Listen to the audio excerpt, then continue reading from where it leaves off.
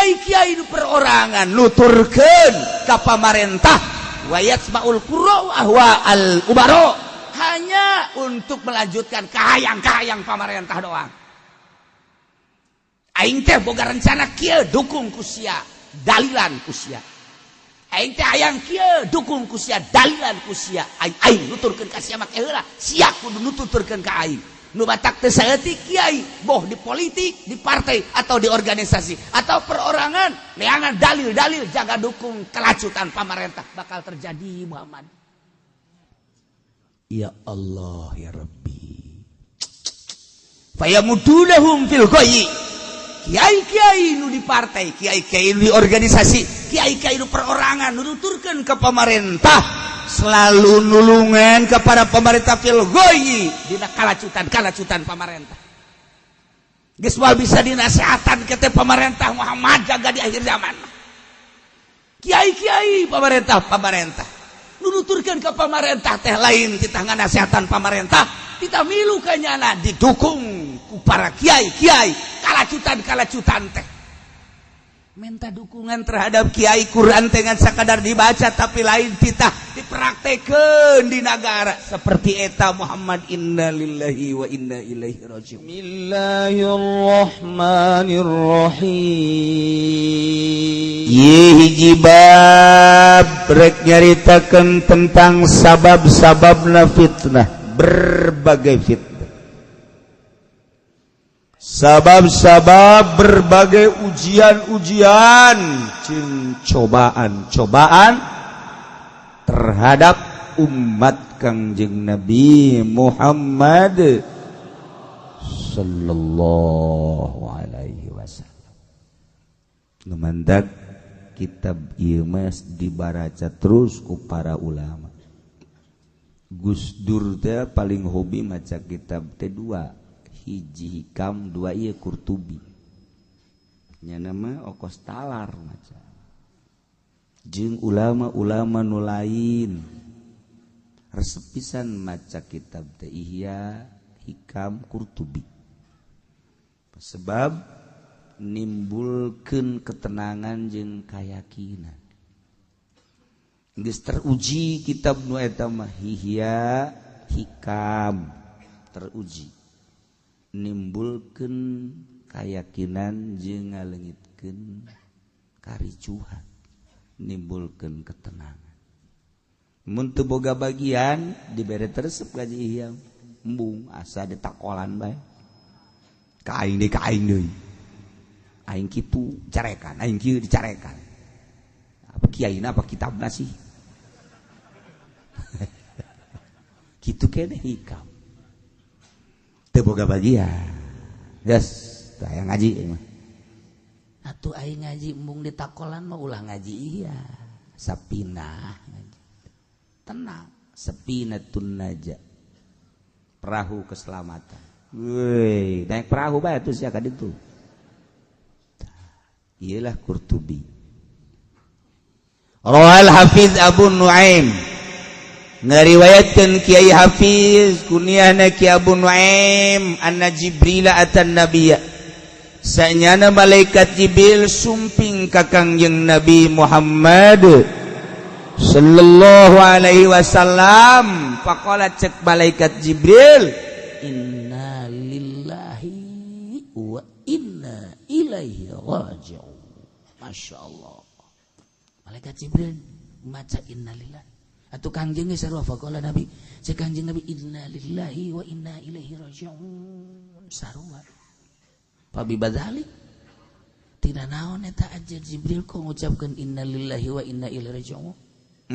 Cek malaikat Jibril inna ummataka satuftanu ba'daka bighalili zamanin min dahrika ghairi katsir. Saenyana umat anjeun bakal katarajangan fitnah anu gede sabada wafat anjeun bighalili zamanin min dahrik moal kebal deui. Ghairi katsir moal lila deui teu lila ti maot anjeun langsung fitnah-fitnah daratan. Fakultu cek Kangjeng Nabi fitnatu kufrin au fitnatu dalalin. Fitnah kufur ke jelema kalupur deui atawa salah lasar deui. Bagala cek malaikat Jibril kullu dzalik sayakunu kitu bisa terjadi. Jelema kembali ka kufur, jelema salah lasar deui. Ih. Pakultu cek Kanjeng Nabi min ayeuna tibana fitnah eta wa inna ma fihim kitabullah taala. Pan umat teh aya kitab Al-Qur'anul Karim meureun dibaraca disampaikeun kok timbul fitnah kufur jeung dolal sih. Cek malaikat Jibril justru bi kitabillahi ta'ala yuftanuna. Umat anjeun bakal katarajangan fitnah dengan kitab Al-Qur'anul Karim. Cek Kanjeng Nabi kok kitab Quran mau fitnah?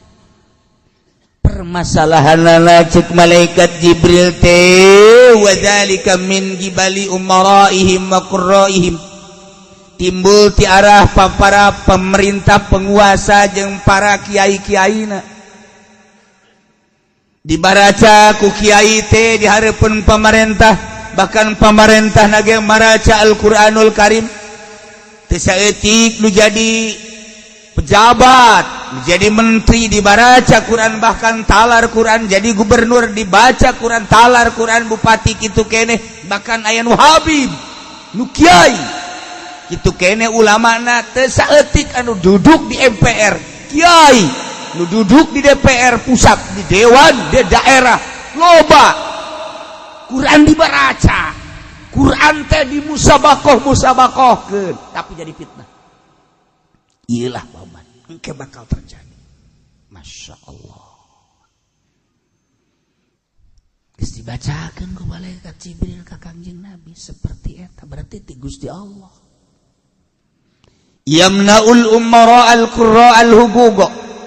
Di negara Islam teh Muhammad aya bagian ulama teh, bagian tersebut bakal moal dibikeun ku pemerintah, dihem-hem, diteleg ku para penguasa.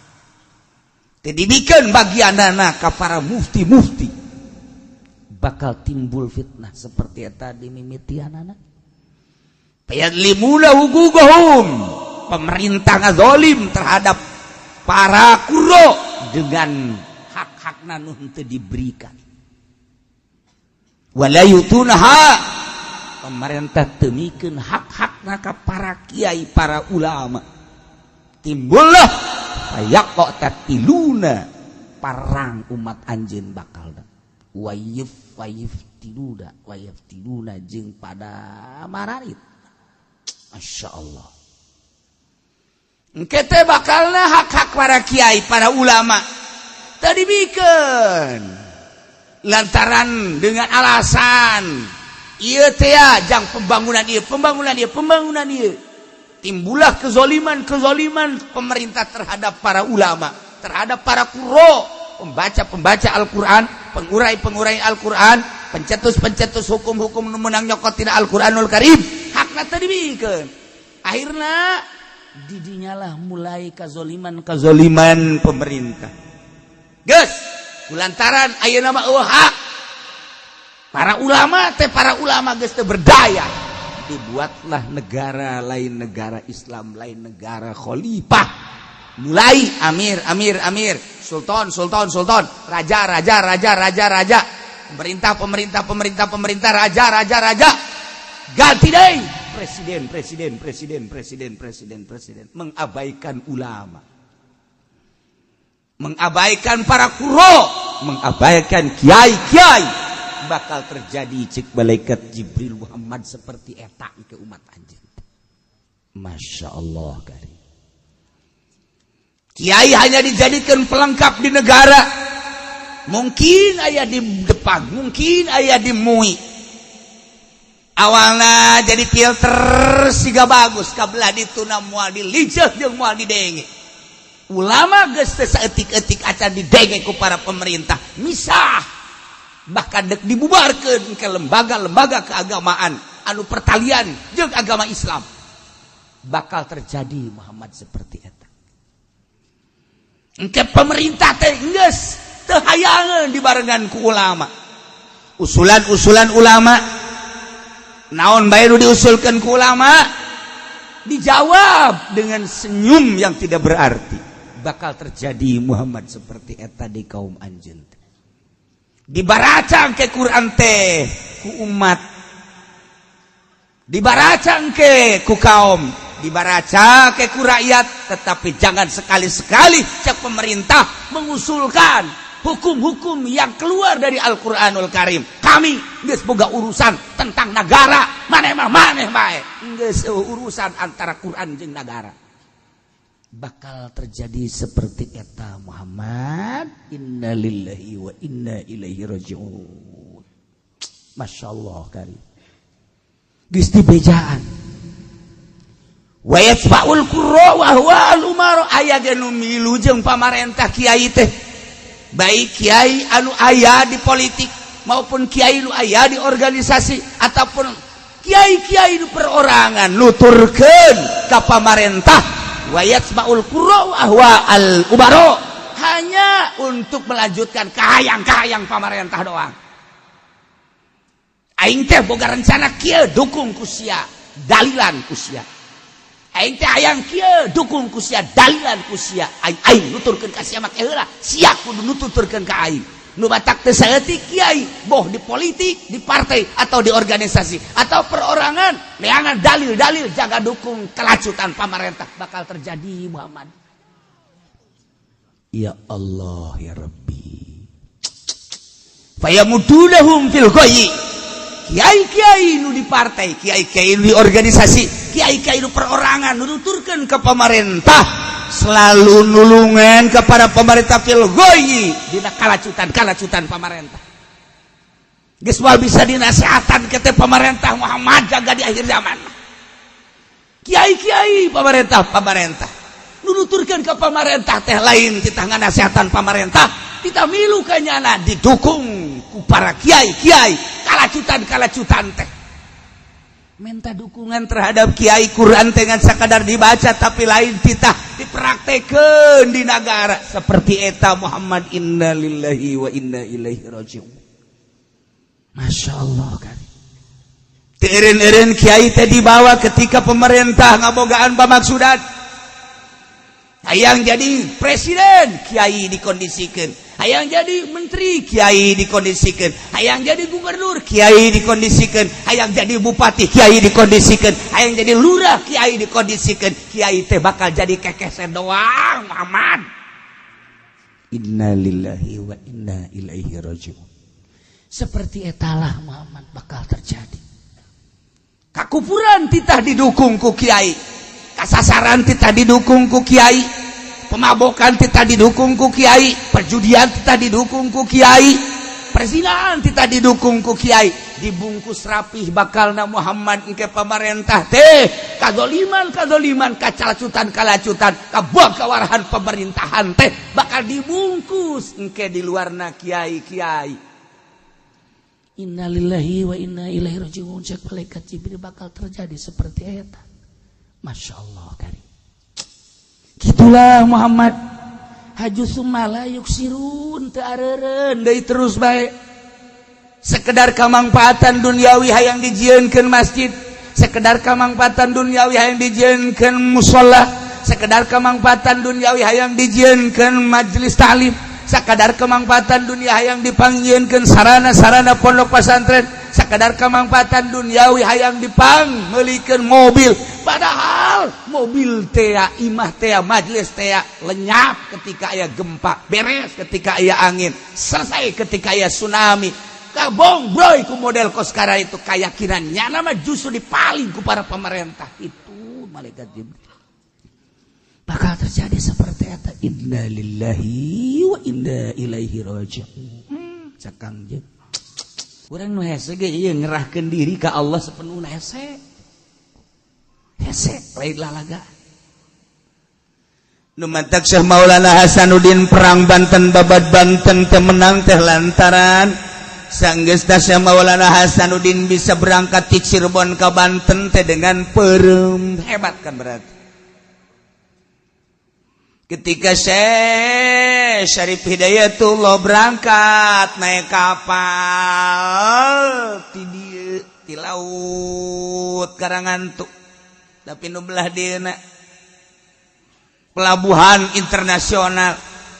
Cek Syarif Hidayatullah, abah geus bae jalan darat ulah jalan laut teu. Cek Syarif Hidayatullah, abah mendek jalan laut bae ulah bah 3 kali henteu abah mendek jalan laut bae berangkat.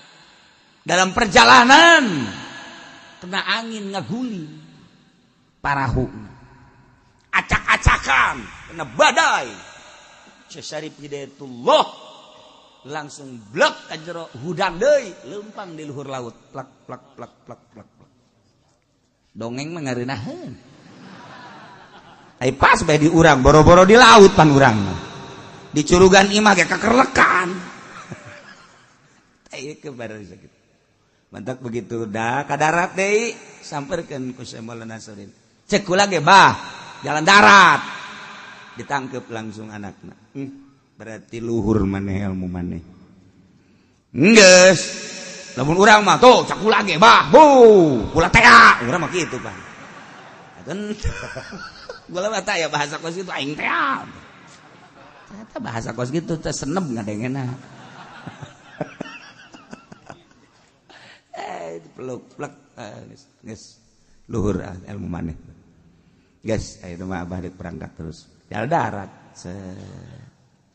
Eta teh abah bacaan nama hayang supaya mun capek tapi aya nu ngabantuan belah ditunda urang nganggang aya. La ilaha illallahul jalilul akbar. La ilaha illallah. Mah diteruskeun ku aing. Atuh ge sia halali berbae. Terus dipake ka Mekah mun pake ka Bali. Aduh, bahaya. Wal bikin baik-baik. Lain wiridna pasrah dirina nu hese. Ketika datang ke Banten ternyata nu ngagegeh Banten teh Masya Allah radikal Banten Hindu maka Syekh Maulana Hasanuddin titah tapak di batu gigihna ieu teh lain napaana naon tapat teh pasrah diri kade maneh ulah aya patula patali di hati teh lamun maneh aya keneh ta'aluk urusan dunia moal menang maneh perang di mana bae jeung saha bae oge hiji lepaskeun ketika geus bisa dilepaskeun bakal nulungan eta bisa pake perbantuan hiji cai ulah diaku sebab cai aya nu bogana nu Allah batu ulah diaku sebab batu aya nu bogana nu Allah taneuh ulah diaku sebab taneuh aya nu bogana nu Allah tangkal kayu ulah diaku sebab kayu aya nu bogana nu Allah angin ulah diaku sebab angin aya nu bogana nu Allah hewan-hewan ulah aya diaku sebab hewan-hewan kabeh ge nu Allah kareungit-reungit ulah diaku sebab aya nu bogana nu Allah ketika datang lain sadatang datangna ka maneh reungit hiber nempel di pipi maneh lain nang reungit tapi nang nu bogana orai datang sing hade ulah dikeprik ulah dikumaha cenah paeh ku nu bogana ingat ieu kabeh nu bogana mau datang calangap ulah sieun sebab leumpangna mau calangapna mau lain nang mau nang nu bogana sia diuk di dieu lain asa maneh tapi nang nu bogana dok tamat beres pan eta tapak kitu mah hese pan ai urang mata pada handapeun cangkal caringin teh hayang nomor wahweh kaluar. Wahweh mah jaman baheula. Zaman si eta. Bandar nanyana. Pakong. Urang mah cara teh kitu. Ieu lain lepaskeun. Masya Allah karim. Cirina cek Syekh Maulana Hasanuddin cirina lamun maneh geus bisa diuk di batu nu ku maneh batu didiukan bisa nganggang eta lah cirina bahwa maneh tamat ketika maneh tamat bawa batu jingjing ku maneh ka Banten tenang Syekh Maulana Hasanuddin sebab atuh tapat teh aya guruna geus atuh lamun aya guruna makan tenang sakumaha para wali-wali Allah Sunan Kalijaga tapak aya guruna Sunan Bonang Raden Makdum anak Sabandi atuh kan aya guruna Syekh Syarif Hidayatullah tapak aya guruna geus urang atuh ulah satapa-tapa urang aya guruna mah tapa ya di kuburan 40 beuting aing neuk tapa bae tapi kahayang sorangan mulai cet aya orai dah orai nu Allah ieu aing nu Allah tapi kan guruna urang orai datang set ka dieu dah aya nu Allah ieu pacok plek hiji mata waduh saya kira teh hasil tapa mata hiji sebab guruna guruna apa panurain deui kahawaan ku guru emang kumaha gitu kahawaan dimantak pertama kali tapa Syekh Maulana Sanuddin reungit plek urang bae salat pan reungit tadi gitu magrib aju bae urang mah aju ka suku aju lain Siratal Mustaqim mereungit goblok cek urang teh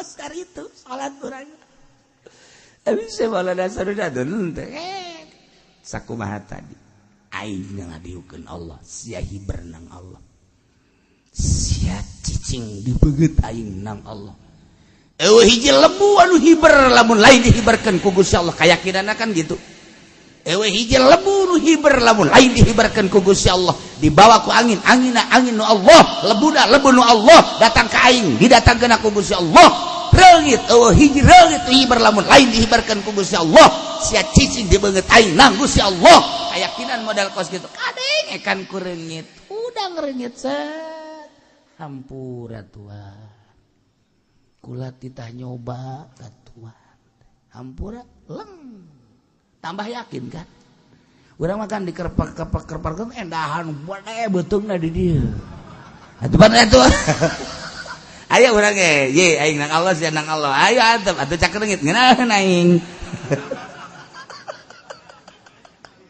aduh urut teu jasa urut teu tuh atuh emang urang wancan datang ka keyakinan gitu atuh can bisa ngomong jeung hewan nyai mah carita batur nolkeun tahun paling hese teh jadi kiai teh nolkeun geus ngaji amil jurumiyah sorof kemudian ngelal ngasal kemudian johar maktun mantek geus puguh alfiah mah segala jamul jawame aya dinyeuna kabeh nu hese nolkeun ilmu Gusti lain nu aing moal sombong tapi lamun asa aing deuk ngaji naon sia alfiah tadi kumis aing johar maktun tadi kelek aing ayo tantangan sia aing teh sombong kan sebab ngaku jauh jeung Allah pinter dinyana tapi jeung Allah jauh sebab takabur nailah titah nganolkeun ku Kangjeng teh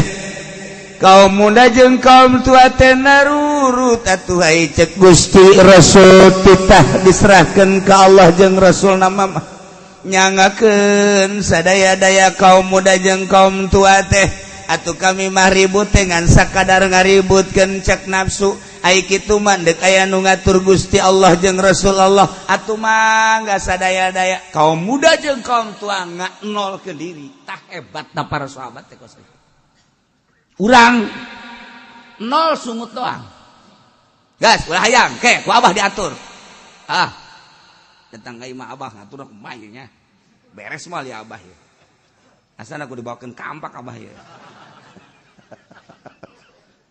anu ngasah kampak ngasah golok lain nol tamangarana kudu dinolkeun dumantak ku Gusti Allah jeung ku Kanjeng Rasulullah teh dijadikeun eta harta rampasan teh pengaturanana aya kedu bakal dicaritakeun ku Gusti Allah melalui wahyu selanjutna haitsu sya'atu faqasamahuma maka ku Gusti ka Rasul teh dibagikeun faqasama ieu harta dibagikeun bainahum antara kaum tua jeung kaum muda ala sawa akurkeun masalah moal turun ayat ieu lamun awalna para sahabat harudak.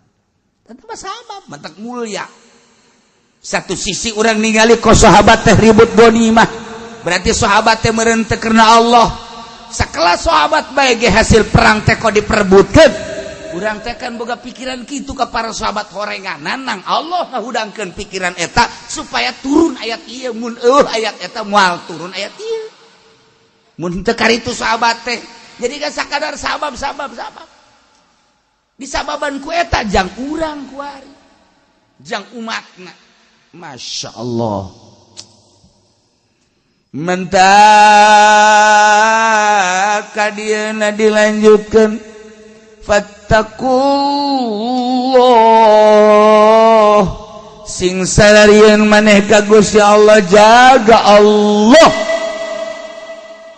Bahasa jaga Allah teh ku Gus Dur mah diseungseureikeun. Jaga Allah. Lu yang harus dijaga.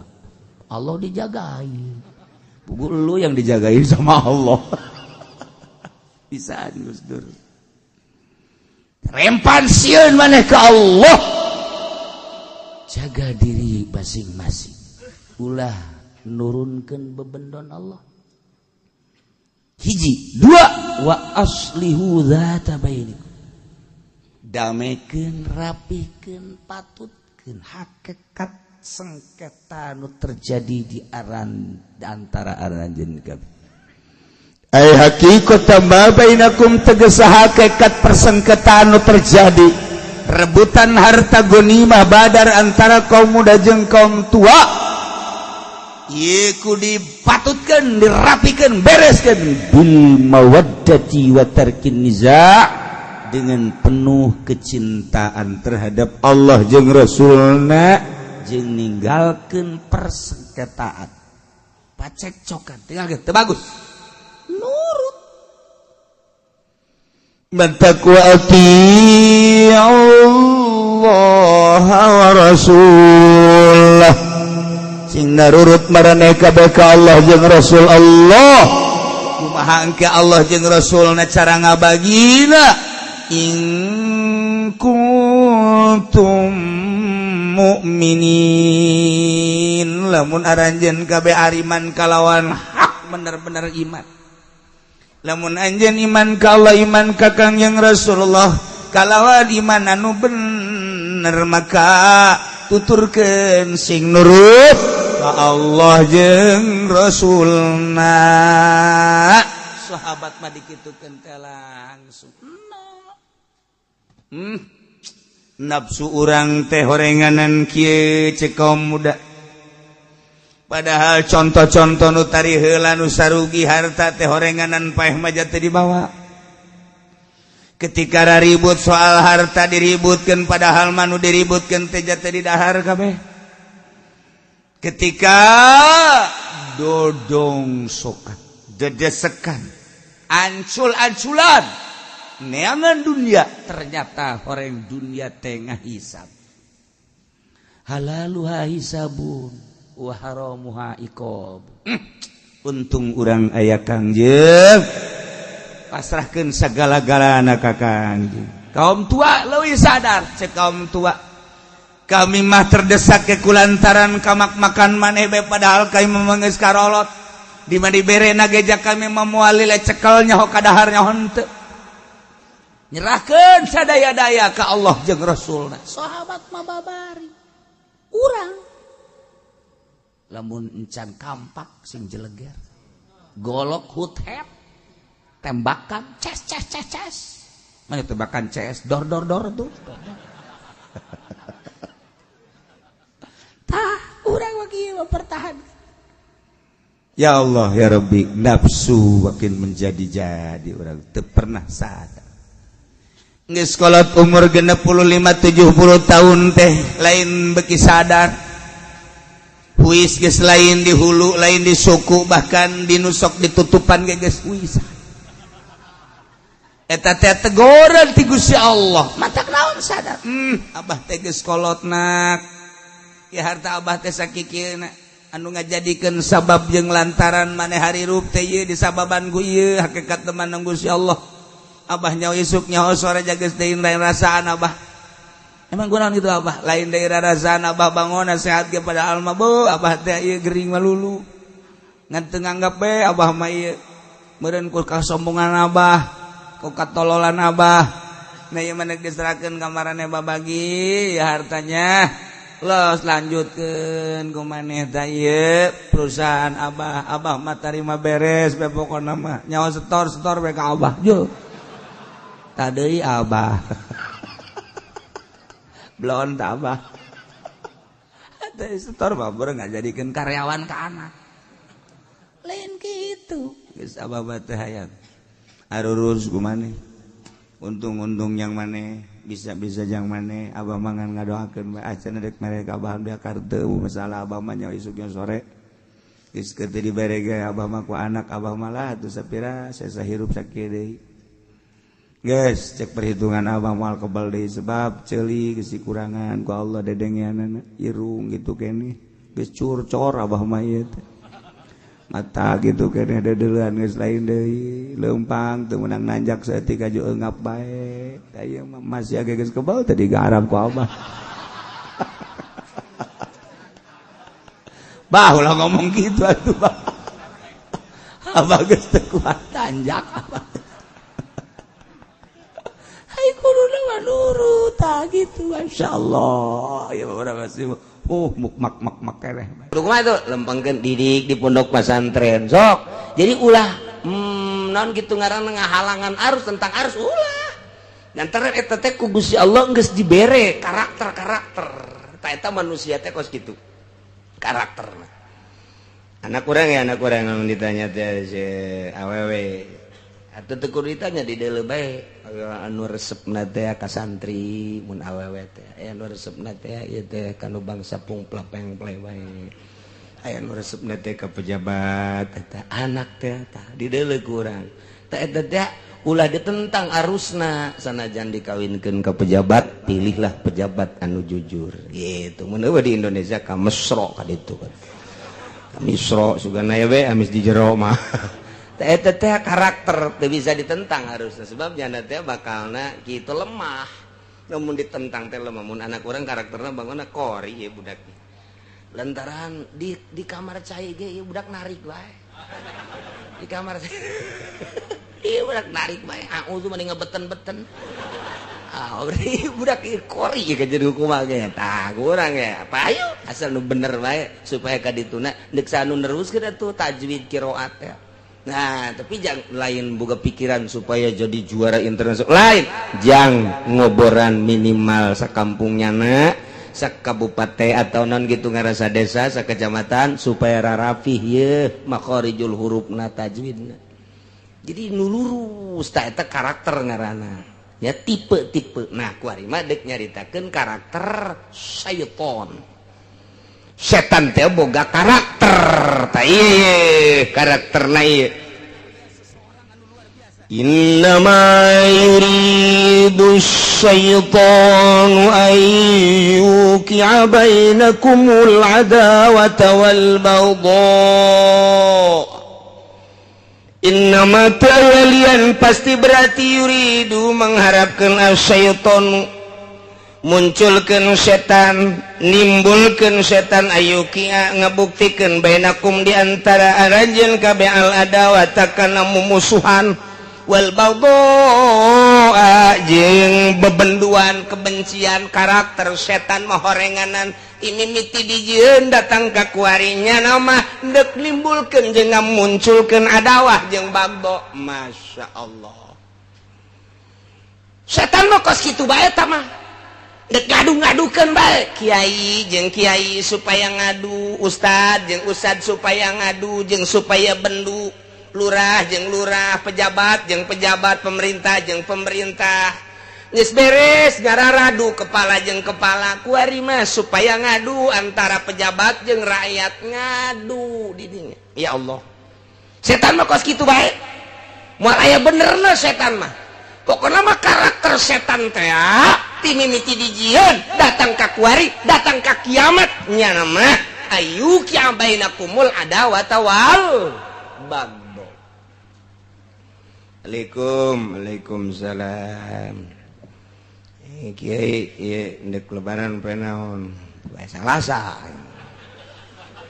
Di mana dasar ngitung aing mah boga keyakinan. Ajo ngajakan ka teu ngajak ngabejakeun doang milu hayu teu ka ajeung aing mah aing bae lantaran ngaji. Geus percaya ka ilmu na ngadekeman teh tanah ngaji milu lolos teu percaya lolos tuh masalah lain cenah kiai anu mah perlu atuh ka aja pan cenah kiai mah bisa kos kiai memang kiai itu mah sok ngomongkeun kiai bae jurig dah nu datang teh teh jurig setan eta teh teh nyana teh keur kaasupan setan sebabnya nu ngadu-ngadu ada watawal bagdo gitu teh Masya Allah nempel ka jelema setan mah teu ngabungkeuleuh atuh mun ngabungkeuleuh mah teu kurang teu nyaho sia geus belajar di Bogor naon ngurusan tales mun kadeuleuh setan atuh loba nu gelut teu kadeuleuh nempel kos kitu tah jadi diadu-adukeun adawat tawal bagdo Masya Allah eta karakter setan kos kitu tak nempel di partai Golkar nempel di PDI ngadu Golkar jeung PDI kotrek ribut adawah wal bagdo partai Golkar jeung PDI ribut adawah wal bagdo atuh boro-boro eta urusan partai urusan pasantren bae ge ribut kiai jeung kiai ribut ya Allah manteke macam-macam ke lebaran kamari mah kiai panaon lebaran Salasa geus kula ge deuk nuturkeun kiai mangga aya jelema nu teu wau tapi ngaji ka dieu kiai lebaran panaon Salasa geus urang Salasa pokona urang ngajina ge di kiai kukumaha ge kiai pokona mah tuturkeun geus aja nama Salasa we geus pokona mah urang lembur dek Salasa dek rebab pokoknya mah Salasa we geus tuturkeun kiai beres aya nu kieu ai kiai Cilongok padaon saha lebaran Salasa urang merebok pan kunaon gitu pokona rebok lamun kiai si Cilongok rebok Salasa urang mah kitu we pokona mah pokona aing malakur bae jeung kiai Cilongok geus pokona mah mun nyana rebok aing Salasa mun nyana Salasa aing rebok jurig da kos gitu sanajan udeng-udeng gede jurig dan kos gitu beneran aing mah lain lalaga jasa Salasa jeung rebo mah pada boga patokan ulah silih salahkeun ulah sebab teh mah boga keyakinan jeung boga ilmu masing-masing tah nu kos kitu nu salah mah tah ai kiai Cilongok poe naon Salasa rebo aing mah bedakeun ka masyarakat rebo lamun kiai Cilongok rebo Salasa urget jasa cenah aing mah ka kiai Cilongok eta kajen teuing udeng-udengna gede jurig dan engke mah mun kapangi jeung kiai kos gitu kiai jurig ji rebo jeung Salasa mah boga-boga patokan ulah silih omongkeun kula ngomongkeun henteu ji atuh kula mah geus hisab ngaji baheulana sok besi endeuk nyaritakeun nanyakeun hisab atuh datang ulah ngocomang di tukang bae tampiling saku aing atuh sieun dek rebo atuh los ka ditu rebo ru'yat nu bener ru'yat nah apa kudu kos kitu teh ru'yat mu aslina dina fikih tinggal di araraji bae tinggal di araraji apakah isbat teh kudu kos kitu teh aji atuh kitabna isbat teh kudu kos kitu bejakeun ka pamarentah kitu apa lain lamun aya anu ru'yat teh lah di luar kalangannya nah kemudian henteu ditarima apakah kudu kumaha teh tanyakeun coba ka kiai ru'yat teh kudu kitu apa henteu pemerintah teh mun aya nu ru'yat misalna aya nu neuleuh di dieu bebejak ka pemerintah teu ditarima neuleuh jasa aing mah limaan neuleuhna ge haji teu ditarima henteu kumaha apakah kudu terus bae sidang sakumaha DPR kudu kitu apa henteu tinggal dibaca bae tah bae jak ulama jelema dhaif ilmuna tinggal coba disurahkeun dina kitab fikih kudu kitu apa henteu coba ayo lamun emang kudu kitu nyieun deui kitabna tetep ceuli aing mun kudu kos kitu lain kudu kitu ja lain kudu kos kitu Jepang cenah kiai marah amat Emang aing masa kapan waktu marah puguh boro-boro ka sia aing mah ka anak aing ge jiwir-jiwir bae ka anak mah teh eta kos kitu tah caritana geus nu salah nu bener aing doang nu bener mah cenah teh mah ego sekali-sekali lah ego lah ayo lamun urang nyaritakeun omongan baheula ieu nyaritakeun aki-aki baheula guru urang nu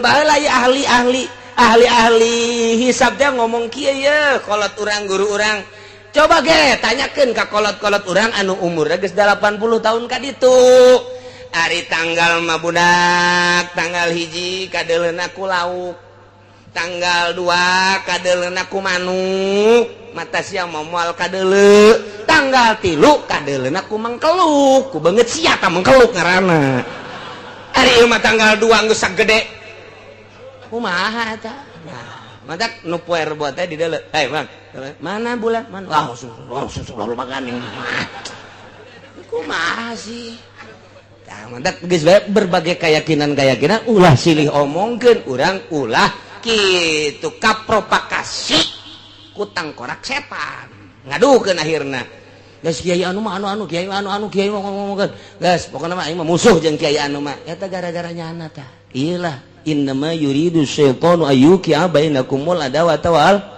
bagdo jeung sakola mah atuh nu poe rebo hayu atuh boga keyakinan rebo nu boga salah sayu boga keyakinan salah sayu masalah geus ulah sok digede-gedekeun keur mana gara keur ajur kieu kiaina alalah ajur deui geus ulah naon tuh jeung aing moal ka Cilongok ja lebaran rebo emang aya nu dicarekan ku aing jauh ngan udah tampiling doang aya teh jauh Masya Allah tah ieu keterbatasan SDM urang teu masalah tah urusan ibadah ai urusan salah sajeng merbo dimasalahkeun ai anaknya nu teu puasa teu dimasalahkeun lebaran teu puasa henteu tanu Masya Allah aya nu ngoncian masjid bae ngadadak kiai meuli kunci pohara dirantai tukang hareup ulah poe Salasa cek nya teh atuh aing seuri we jeung sekarang itu apa teh si kiai jakula mah di masjid dieu dibejakeun ka masyarakat besi yakin ka hitungan kula ieu Salasa besi teu yakin besi aya nu neuk lebaran perbo pake deui ieu masjid sebab lain nu kula nu Allah los atuh mantak rawan si kos kitu ya Allah ya Rabbi tah ieu teh hararese jasa tah hayang lempeng teh lempeng hese jasa Masya Allah pohara iyalah innama yuridu syaitanu ayyuqi'a bainakumul adawata wal bagus tapi di dieu mah keur nyaritakeun fil khamri wal maisir sebab arak jeung judi iyalah setan teh kitu ayyuqi'a bainakumul adawata wal lain di dinya bae ieu mah keur kabeneran turusna keur nyaritakeun khamri wal maisir nah kuari dituluykeun diteruskeun nyaritakeun karakter setan padahal di luar eta gatuh kitu bae setan mah di luar khamri wal maisir ge kitu bae mantep wayahna kuari urang sapuk deui di lembur nu tadina perbo nu tadina poe Salasa sasalaman deui ulah yang masalah tuh kumamun ka bawa paeh manya ustad teu nanya gara-gara lebaran beda bawa modar ku ustad coba eta kira-kira tuh nah, aya nu kieu tapi aing sebenarnya ajina mah ka Cilongok geus ngadenge ti mimiti ge puasa teh poe Salasa dan pan aing teh ieu teh di kucuran dana bos aing mun kadenger bab pan besi eueuh eta doang tah aing mempertahankan eta lumayan tah geus bedak rebo bae bos ngamuk engke beres teh kiai tolol dah bos itu anu kieu bae ye pun urang mah mui deuleu mui kakasia mui di kecamatan ge hormati kakasia henteu pan aya kula mah percayana ka Cilongok salah atuh Cilongok bae kakasia tah hormati tah pan mui nyana mui engke nyana diturunkeun geus tuturkeun ka sia bae geus cek mana gitu atuh geus lah. Jadi berarti ibadahna nuturkeun mui modar tas ya kayak di akhirat mah. Ibadah mau lakos gitu, ibadah mau lakos gitu, ibadah mah keyakinan. Komo lamun kieu ye, hiji jelema kulama ngan sakadar ngabahas doang. Hiji jelema belajar zikir di kiai anu, haju kiai anu poe Salasa, nyana poe Rebo, moal menang paet putus di daerah torekat pokos itu. Putus bae geus. Moal jadi boro-boro jadi wali jadi solihin ge mus moal jasa. Sebab naon nyana ditungtun yakin pan torekat mah lain nungtun ilmu fikih, nungtun ilmu yakin. Urang kieu bae ge ngaji nuturkeun ahli torekat bakal boga yakin, tapi ketika teu akur moal boga yakin. Pingplan, menteng ke masyarakatna ge lah ulang-ulang ngaji ka nyana lah. Kunaon teh?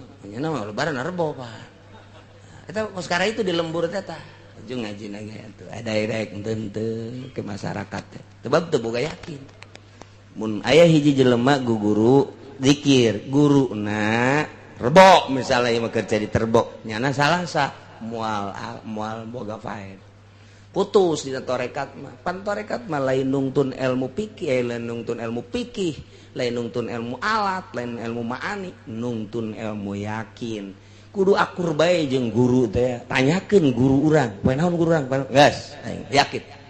Sebab nyana mah atuh geus nu ngitung-ngitung-ngitungna leuwih sieunan guru tibatan halayak rame ka Gusti Allah. Sebabnya nama anu selalu jeung Gusti Allah ieu mah keur carita ahli tarekat teh lain. Ieu mah keur carita ahli tarekat leuwih sieuneun nyana ka Gusti Allah sebabnya nama perhitunganna dibulak dibalik dibulak dibalik dibulak dibalik. Aya muridna nu teu akur, masalah ngan putus di perjalanan moal boga faed. Boro-boro jadi wali jadi solihin ge henteu kecuali gantinya nana Muhammad Solihin. Masalah tamat. Sukos kitu teh. Geus urang gua mah ulah silih salakeun ka hareupna beusi aya deui ulah jadi masalah. Ieu mah ibadah berbagai keyakinan. Sebab ahli falak mah kabeh ge ahli falak ngitung teh 2 darjah, leuwih hampir 3 darjah. Nu ngitung falak 1 darjah setengah dikaburkeun da maka jeung kuku bae. Nu ngaran falak di Sabang sampai Merauke 2 darjah setengah leuwih wabehan sulamah kecuali lain sulam buatan Yahudi anu rumusna nu eueuh di otak urang aya di otak Yahudi. Atuh deuk naon mah make nu kos kitu. Hiji bae kitab buatan ulama titik. Geus bae percaya jasa ka ulama geus tuturkeun sakitu beres.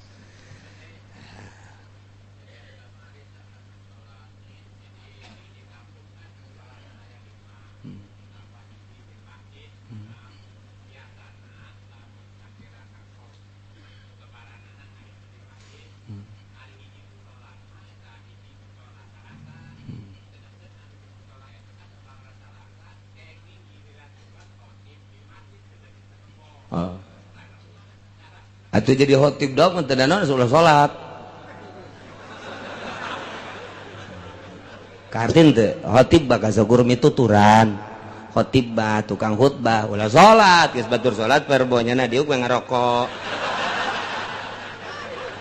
Beres aingan enggak. Assalamualaikum warahmatullahi wabarakatuh. Hampura sebenarnya mah kula mah teu seueur salat teh nya. Geus jadi khotib doang ye nya. Oh masalah. Ngimaman utulah jauh di kitab lagi lebaran 2 kali pangnangankeun coba atuh lebaran 2 kali wa yusanu salatul id maroten jauh sekali lebaran jangan sekali geus ulah sok bingung-bingung nu ditita sakali bae. Kula sok hajunyeun hancengan deui, kula mah poe Salasa, kula mah lebaranna poe Salasa, salatna poe Salasa. Geus lamun kula deuk ditaimat neangan deui nu rebok mah kitu bae si tegas. Ieu mah eta si hayang nanon.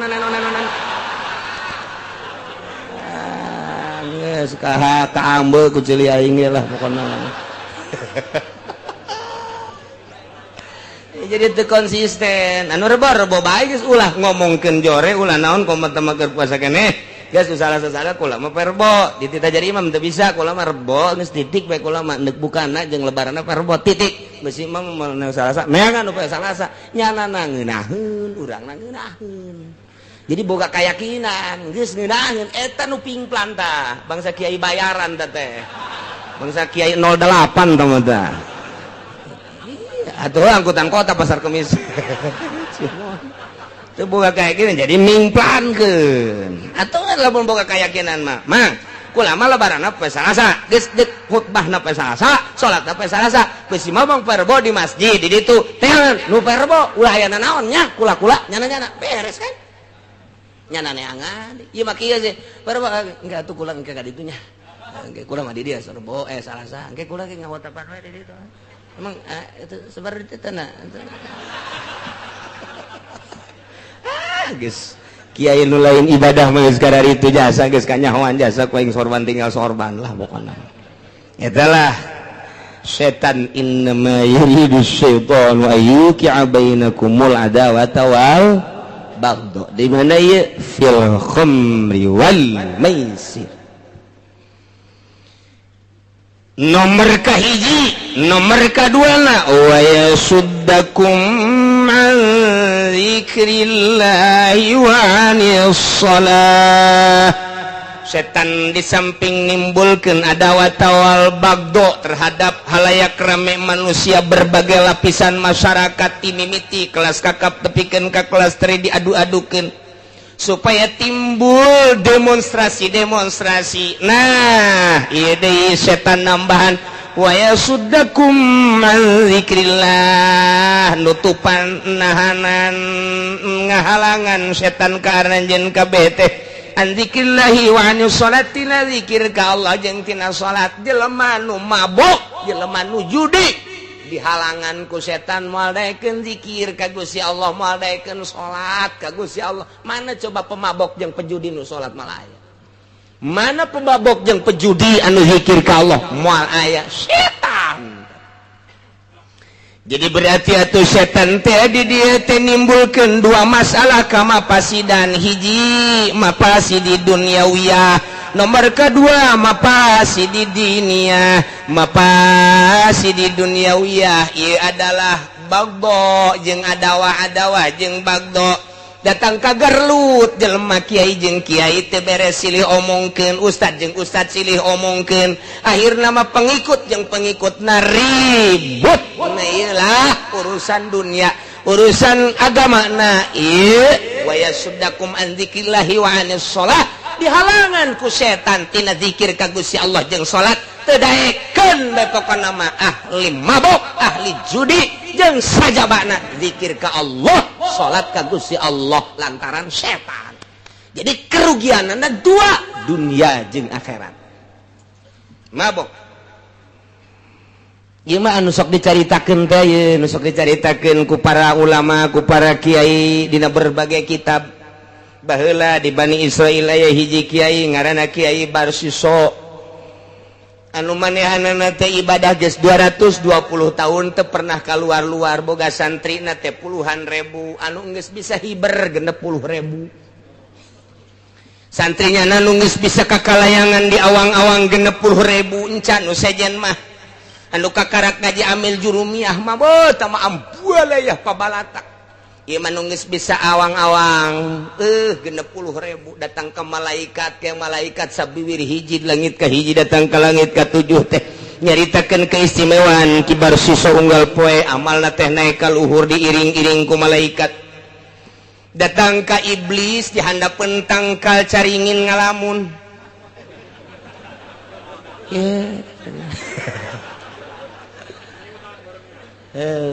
geus ai runtuh waruntung geus ngan bangun sekean deui ya tetangga sari ditereup aya sekena hiji nya siki seke naon karangarana caringin raga jihabek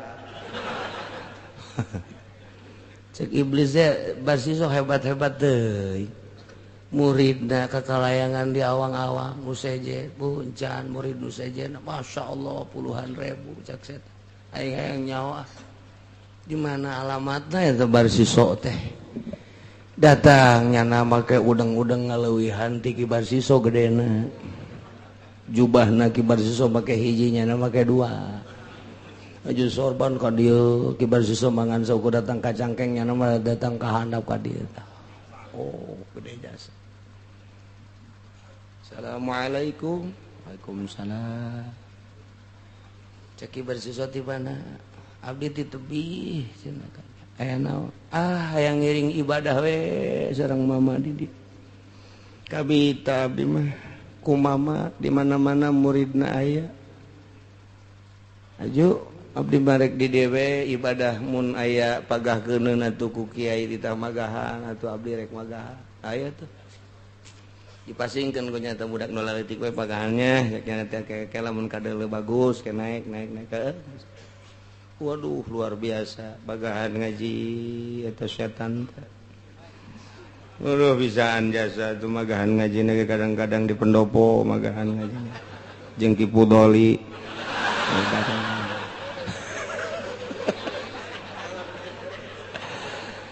kadang-kadang di balai desa magahan ngajina kecamatan ya anu bangsa leueur we gitu magahan ngaji aya nu teu leueur mah tun geus kitu tah terus we nyana magahan ngaji insyaallah waktu di masjidna pernah eta iblis teh tilu penting teu balik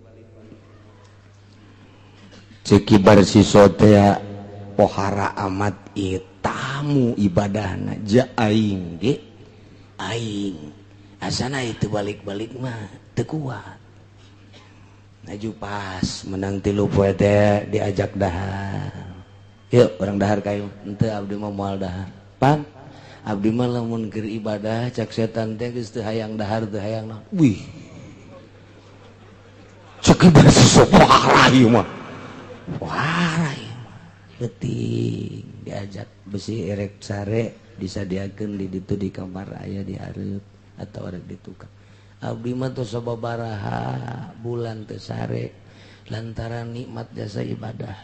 Wih cek ibar siso wah hati aing ge ieu aing kudu teu sare mah jeung teu dahar teu kuat kitanya nu bebeneranana ieu kumaha ieu bisa jadi ki abdi mah kuari teh nikmat jasa ibadah teh ninggalkeun dahar jeung nginum jeung ninggalkeun sare cak kibar siso kula ge ieu kula ieu waya dahar mah dahar waya sare mah sare mana waya ka pamajikan ja biasa ka pamajikan kok ieu mah kuat amat bogakan nikmatan kula ngeunaheun jasa ternyata teu dahar teu nginum teu sare teh ibadah teh ngeunah waduh cak kibar siso aing eleh ku jelema ieu puara ieu jadi deketan ke bisa ngeunah kieu mimitina kumaha emang mimitina kumaha mimitina mata tadina kula teh maksiat ka Gusti sanggeus maksiat aju tobat tah jadi asal inget ka maksiat istighfar asal inget ka maksiat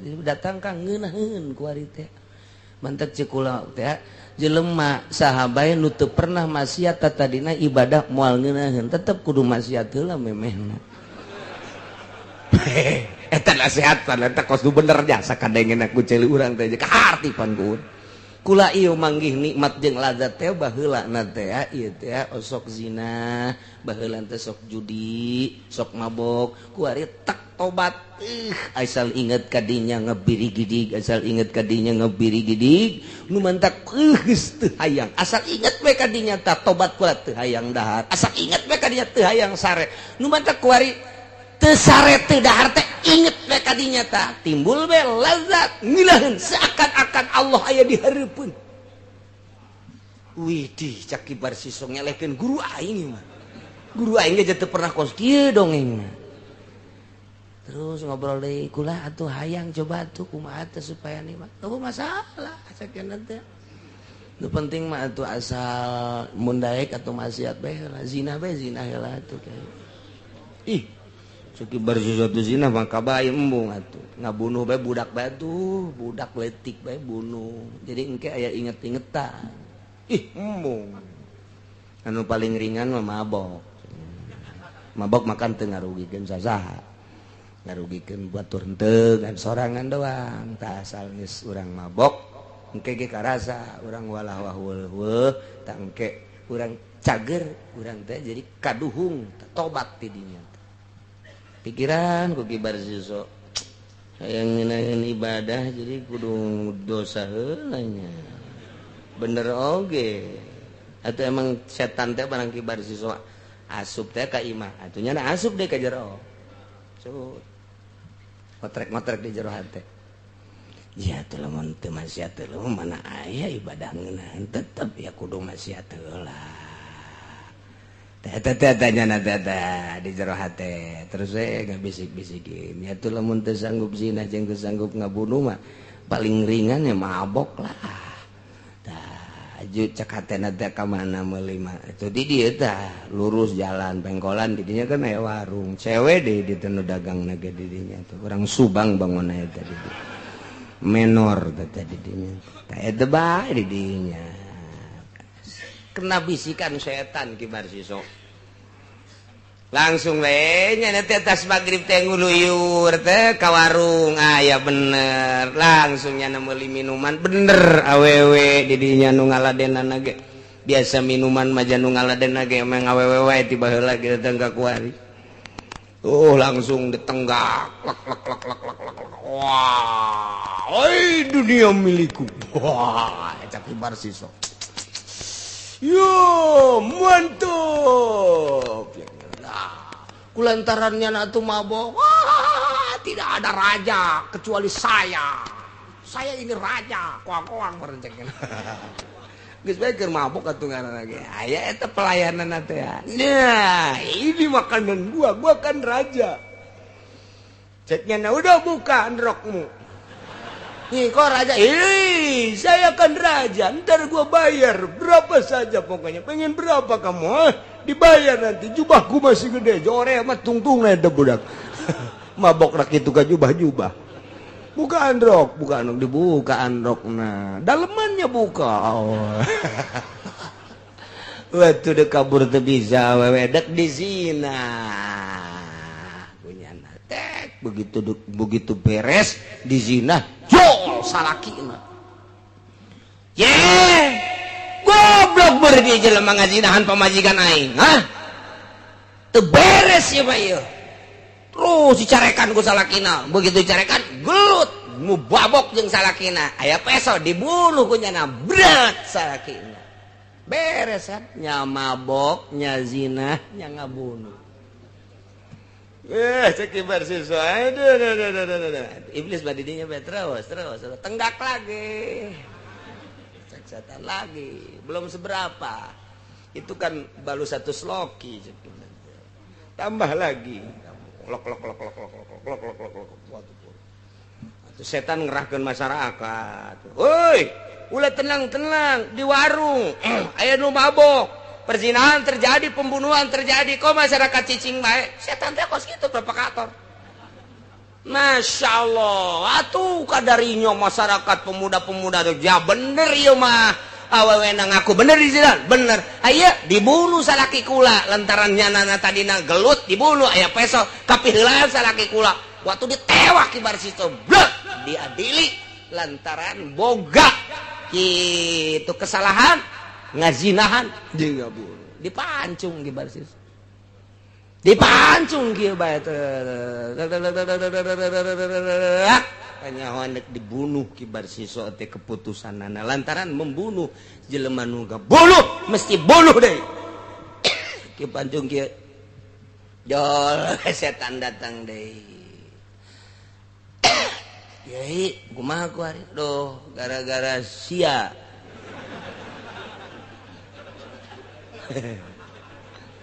aing bisa kos kieu ceukna keur ngeunah aing magahan ngaji ibadah kos kieu ulah kanyalakeun ceuk setan teh tenang bae heulana tenang aing keputusan nepen ieu dibunuh gara-gara sia geus aing mah tobat bae ka Gusti Allah. Kan sasarana hayang ngeunaheun ibadah. Atuh jadi boro-boro ngeunaheun cek cenah teh aing dibunuh kieu. Saeutik deui. Asal geus loba tobat, sok tobat terus. Cek cenah teh terus coba ge sujud ge ka kula ge sujud. Kumaha sujudna cek cenah naon aing dipancung.